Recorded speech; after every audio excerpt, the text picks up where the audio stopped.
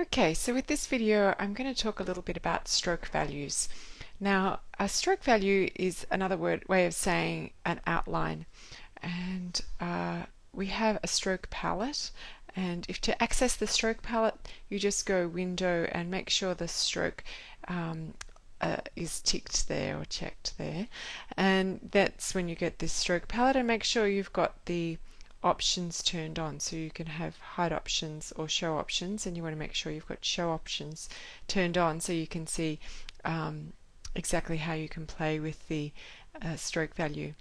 Anyway, so this is a typical gradation in value going from a pure color to white here, and as you can see every circle is uniformly outlined, and that's because I have a black stroke value on all of those circles there, and sometimes that's the default value, so sometimes you just need to turn that off if you don't want stroke values on altogether. And to do that you just select your blend or select your object, and in the color palette just select on the frame at the back here and click on this box down here, the white one with the red slash through it. That means nothing, so absence of stroke value, and so that takes away the stroke value altogether. And I think that's a much more interesting design than one where the stroke value is really clear. But there are lots of fun things that can be done with a stroke value, so I don't want to give you the impression that you shouldn't use them at all. Let me take that away and show you what I mean. So for example, if we have a circle and we want to color it, give it a fill, and here, right now it has no stroke value, and I know that because the frame here for the stroke value is white with a red slash through it. But if I select my object and I decide to give it a stroke value, then I can choose whatever color I want for that, just using my regular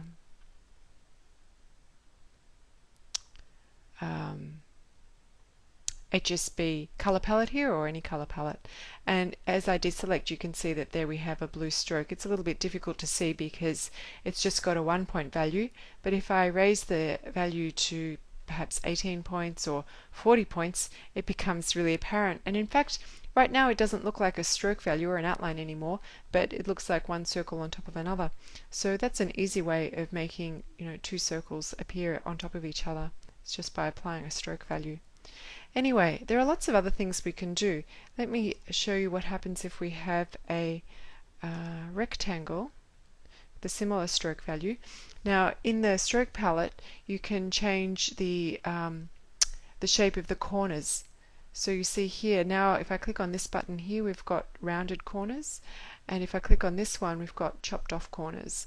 So that's always fun. And then I'll select both of these, and you can change where the stroke is aligned to.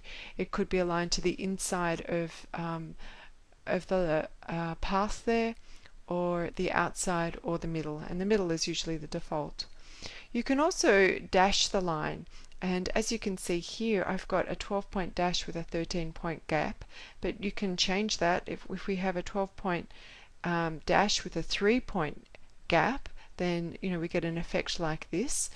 And you can change the way the dash line operates around the shape by clicking on one of these buttons. And you can also change the quality of the line like that. But once you get something like this, you can really play. Say if we go back to the 14 gap here, and then I can start playing with the weight of the stroke. You see that it's not looking anything like an outline at all, but it just takes on a whole new dimension and a whole new idea of design.